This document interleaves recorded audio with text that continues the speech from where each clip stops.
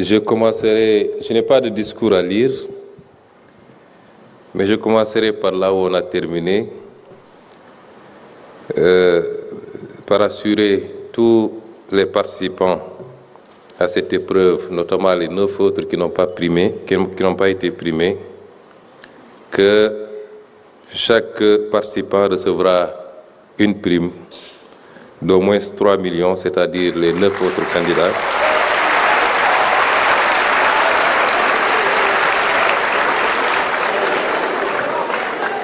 Pour davantage vous encourager, pour vous féliciter, mais surtout pour davantage vous encourager à persévérer dans cette voie qui est la seule voie de sortie de crise, la crise du développement s'entend pour notre pays, le Sénégal.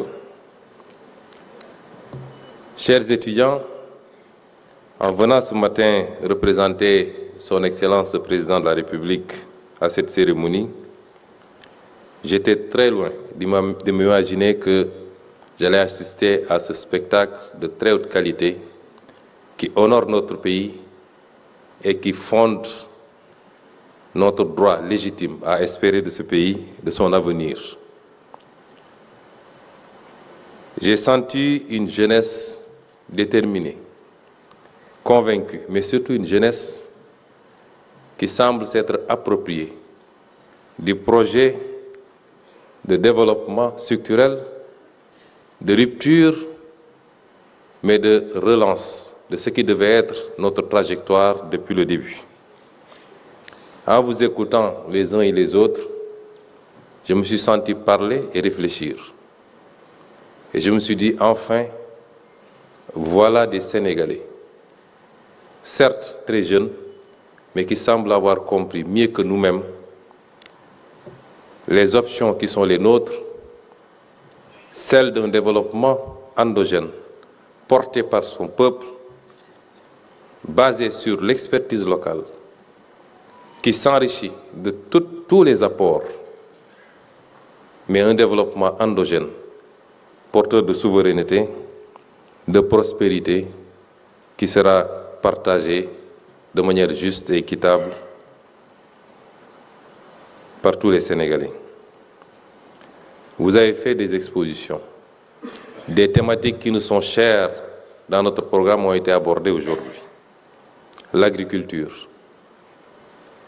Vous savez très bien que le cœur de notre programme, c'est le secteur primaire, qui doit alimenter un secteur secondaire et donc la phase industrielle pour pouvoir aller vers la distribution et donc le secteur tertiaire.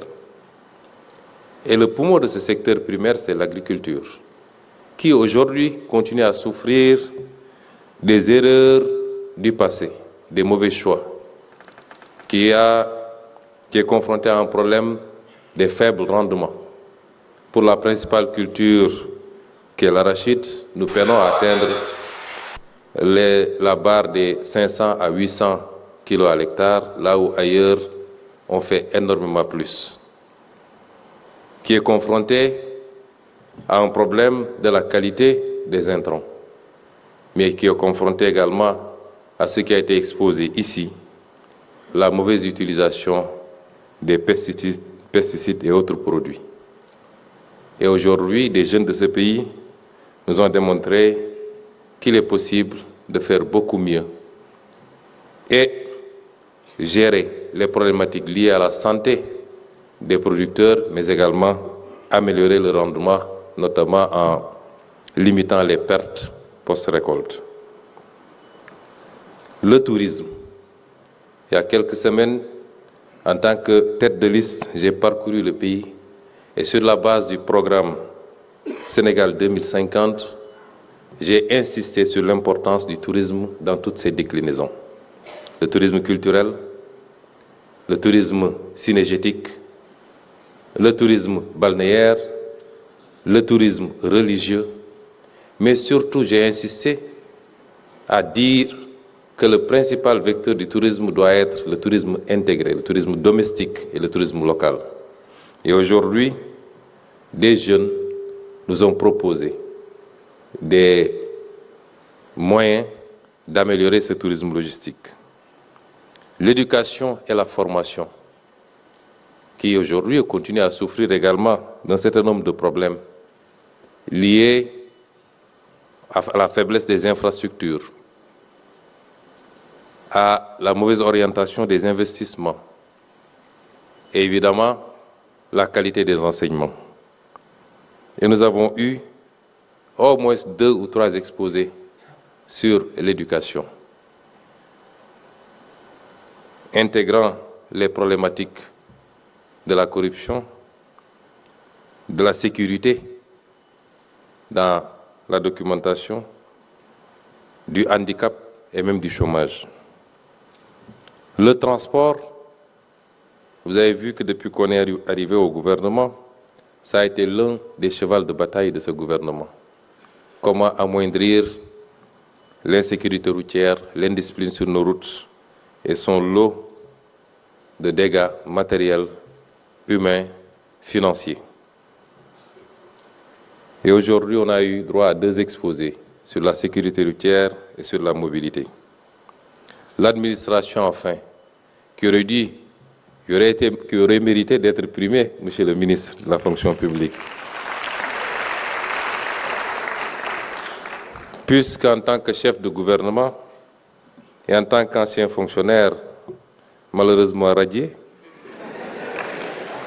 je puis vous assurer que le plus grand combat pour les prochains mois et les prochaines années est celui de l'assainissement de notre administration, qui souffre de beaucoup de maux liés à la qualité du service à l'usager. C'est lié certainement à la formation à la base, mais à la pratique d'une administration encore cantonale, où l'usager est considéré comme redevable, alors qu'on parle d'usager, de service aux contribuables, de service à l'usager. Il faut que l'administration redevienne un outil au service du citoyen. C'est lié également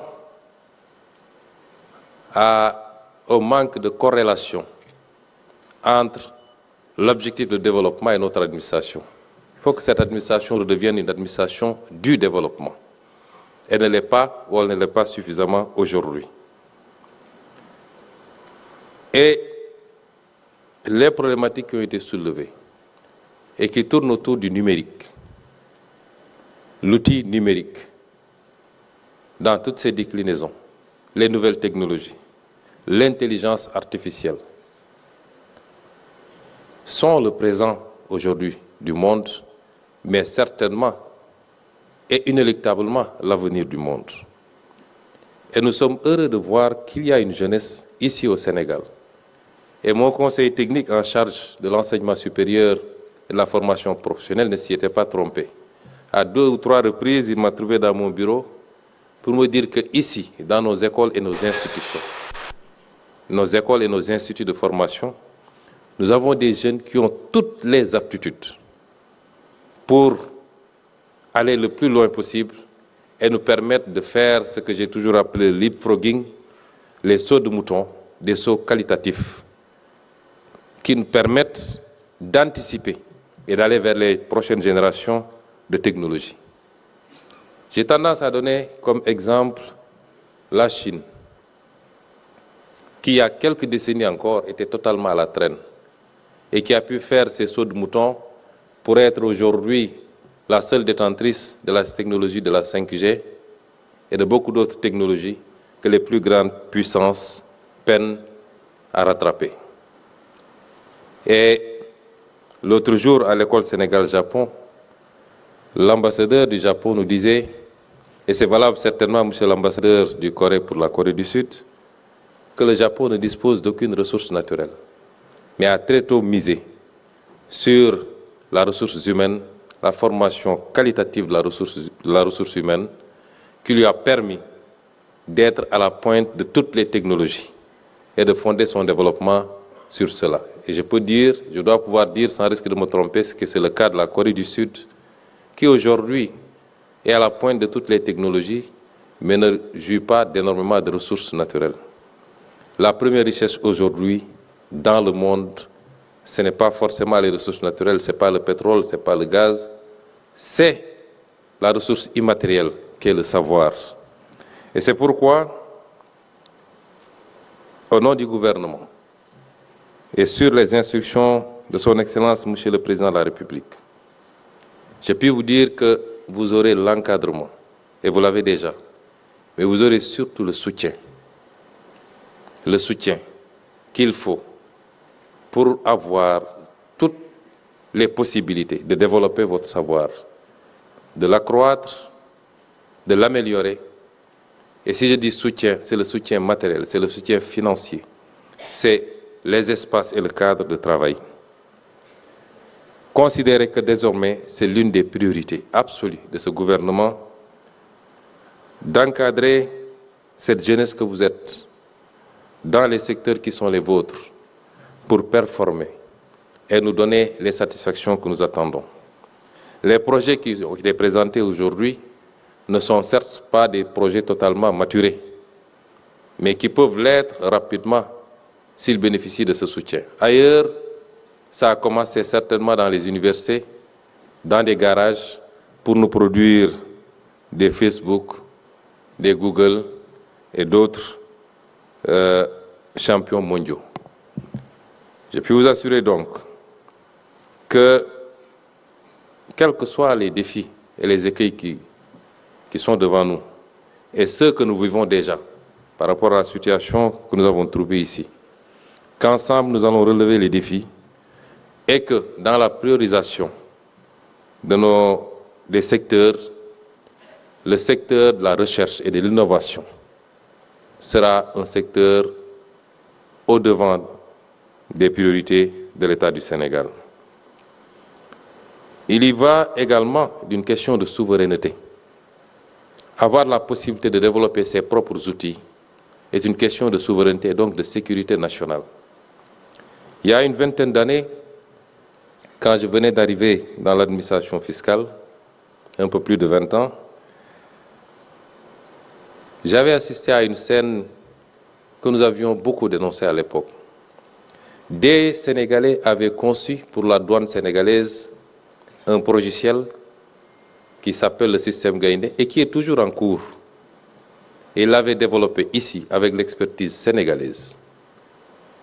Et ils l'ont vendu à un prix très faible, en tout cas très compétitif. Et ce logiciel nous a valu énormément de satisfaction dans la mobilisation des ressources douanières. 2 ou 3 ans plus tard, la Direction générale des impôts et domaines a lancé le même processus. Et la même entreprise avait une offre qui nous aurait permis d'avoir un outil pour la mobilisation des ressources intérieures qui nous aurait coûté beaucoup moins cher et qui aurait été sécurisé. Un choix différent a été fait de recourir à un prestataire étranger d'Amérique du Nord qui nous a vendu un logiciel qui coûtait certainement 10 fois plus cher et dont nous n'avions même pas les clés et qui nous coûtait d'avenant à avenant beaucoup plus d'argent encore. À chaque fois, il fallait payer quelques milliards de plus.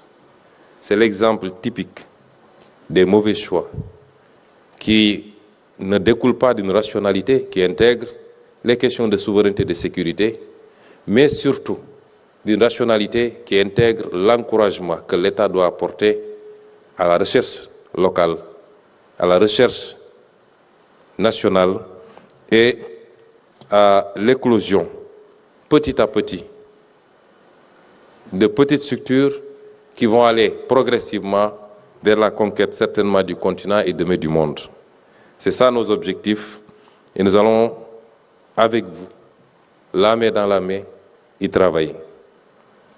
Dans les exposés que j'ai entendus ici, je disais tout à l'heure aux 2 ministres que pas plus tard que la semaine dernière, le président de la République, de retour d'un voyage, me parlait d'un outil qui lui a été présenté dans un pays étranger, qu'il trouvait très intéressant et qui n'est rien d'autre, peut-être beaucoup plus élaboré, parce que les moyens ne sont pas les mêmes, mais dans le cadrage global, cet outil n'est rien d'autre que ce qui nous a été présenté ici pour la gestion des écoles, de nos écoles.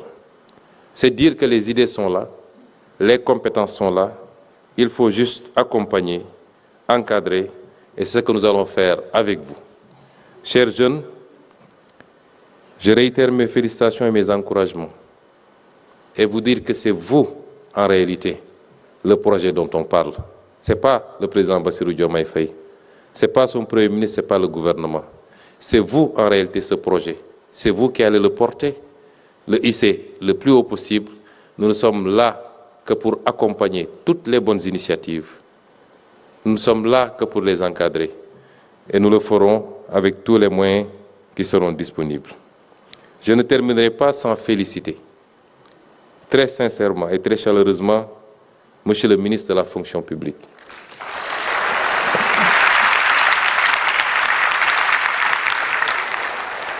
Monsieur le ministre, je vous félicite et sans vouloir froisser tous les autres ministres, je crois que depuis 8 mois qu'on est arrivé aux affaires, je viens de vivre la meilleure initiative gouvernementale.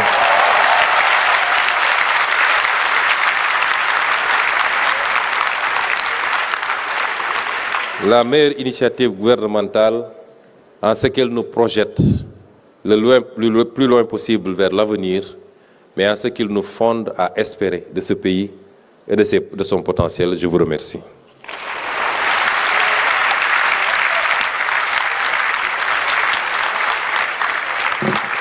Merci beaucoup, Monsieur le Premier ministre.